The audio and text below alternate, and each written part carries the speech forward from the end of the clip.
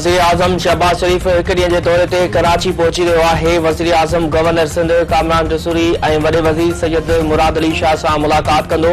शहबाज शरीफ़ Pakistan stock exchange में रवायती घंटी वॼाए कारोबार जी शुरूआत कंदो। वज़ीर आज़म कराची जे अहम कारोबारी शख़्सियतुनि सां पिणु मुलाक़ात कंदो।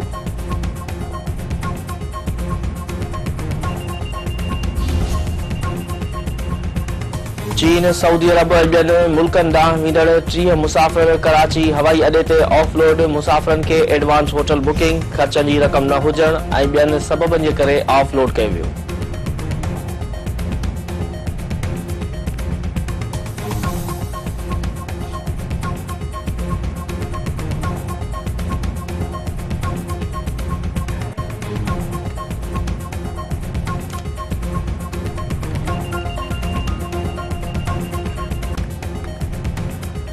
पाकिस्तान स्टॉक मार्केट में जबरदस्त तेजी बरकरार। 100 इंडेक्स में 1593 का वधिक पॉइंट्स जो इजाफो। 100 इंडेक्स 1,17,691 पॉइंट से पहुंची वई।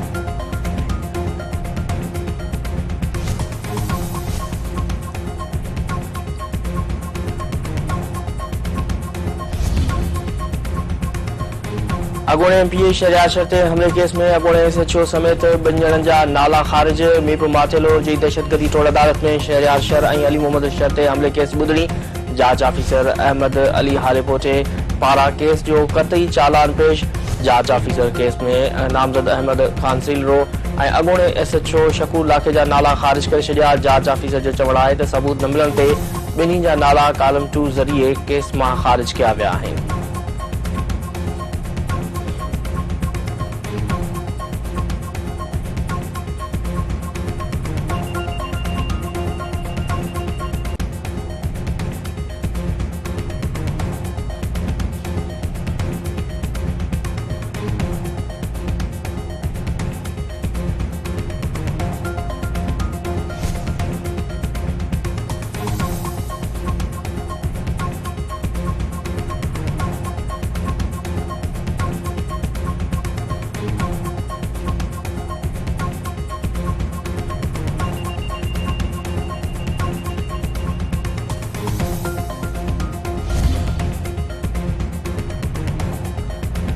कैनेडा क़यामत ताईं अमरीका में ज़म न थींदो। कैनेडियन वज़ीर आज़म जस्टिन ट्रूडो जो अमरीका जे नए सदर डोनाल्ड ट्रंप खे जवाब।